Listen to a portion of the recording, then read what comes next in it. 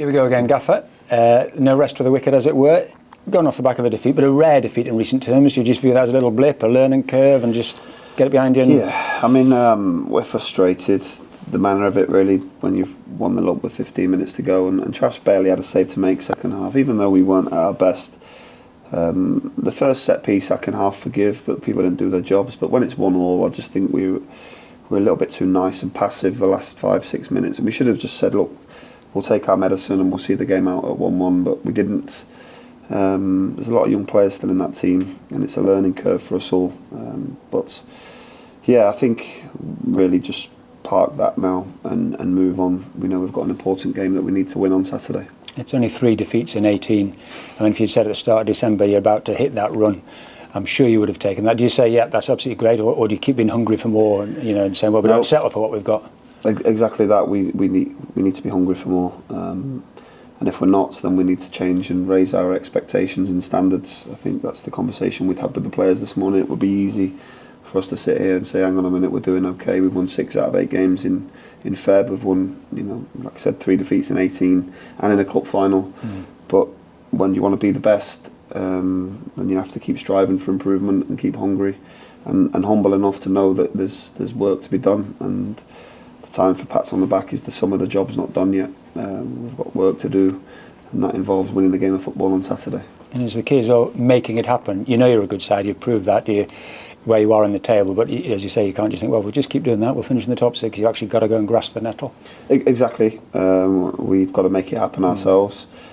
There's still lots of points to be played for here, lots of games to be won, and you never know. But for us, it's about the next game and the next challenge, the next opportunity, and that's Saturday against Morecambe. We know what we're going into, but we have to focus on our own performance, and if we can get that right, then we've got a chance of winning the game. This division, probably more than any other, throws up a whole spectrum of challenges, doesn't it? Because the stadium that you go to, the size of clubs you play in all the time, they all have their different challenges, don't they? Morecambe is another classic case in point. Exactly that. This league offers you so many different challenges, and this game will be loads different to the Ipswich game here the next week, and then the Sheffield Wednesday game the following Friday. But we know there's no surprises here. We know what we're going into, and we know what we need to do to perform well. And if we can perform well, it gives us the best chance of winning the game. You know, there's that great saying, it doesn't matter who you play, it's when you play them. And of course, you're playing Morecambe at a time now where they're fighting for their lives. You played Pompey the other night when they're on a roll. It does throw up different times. You can look at the teams on paper, and it is a different kettle of fish when you play them. Yeah, I mean, that Portsmouth game was obviously a rearranged game from early on in the season. And if we could have had a crystal ball, we certainly wouldn't have put it where we put it, because the month we've had to finish with that journey and that game was extremely challenging. But it is what it is. We lost the game, but we'll park it, we'll move on, and we know we can be better. We're working really hard to make sure we are better. And as I said, that starts on Saturday. I'm sure the players' confidence hasn't taken a knock, and why should it? As you say, it's a game in isolation, so in good spirits going into the weekend. Yeah, look, as I said, we've spoken about things this morning. We've looked back at the game and we know where we can improve and what went wrong. For me, there was just so many things that just didn't look like us, and I put that down to mental and physical fatigue. It's the only possible solution that I can find, because it's not like us to concede 3 set plays the way we did, especially in a short space of time. And I think we can be loads better and braver in possession. For me, there was too many neutral negative passes, in particular first half, that invited pressure. We need to play forwards with better quality and better tempo. We can do that. We've shown that in recent weeks, and fingers crossed we'll get back to that on Saturday. And how's everybody looking? Obviously, was there a bit of a concern over Vic the other night? How's he doing?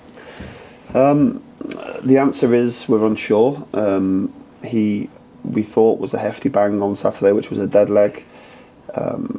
It's looked like a dead leg on the medical bed, and in the warm-up he then felt 1 or 2 slight twinges. Again, we didn't want to take any risks. It would have been easy to put him on, and it would have been a game that we needed him really, but just until we can get him in a scanner and have a look exactly what we're dealing with, then we decided not to take that risk. So yeah, fingers crossed, we get some good news today and it is just a bang, and if that's the case, then he'll be ready to go on Saturday. It'll be a frustration for Vic because he's gone off the back of his first goal score, and you want to build on that, but your body's your body, so fingers crossed he will be able to build on that. Yeah, I mean, we don't want to lose him for any length of time, and with those types of issues, especially if it's a slight strain, the more you do, the worse it's going to get. So we'll just protect him. We looked after him on Tuesday, and then fingers crossed for some good news today. And you have striking options. I know Cameron hasn't played as much as he'd like as yet, but obviously Dan came off the bench, got a taste, and Dion 18 goals for the season. It's not to be sneezed at. Yeah, we need to get Dan fully up to speed. He needs to be fitter. There's no doubt about that, but he'll be big for us come the end of the season. Catcher's in good form. He played well at Accrington. Cameron's getting better all of the time. That back issue is starting to settle, which is great for us.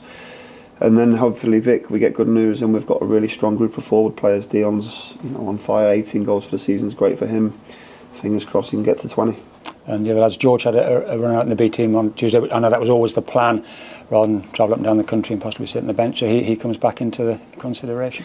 Yeah, he's got good minutes. I've actually watched the game back today, and he did very well, considering he's been out for a significant length of time. He's looked after himself. He looks physically good.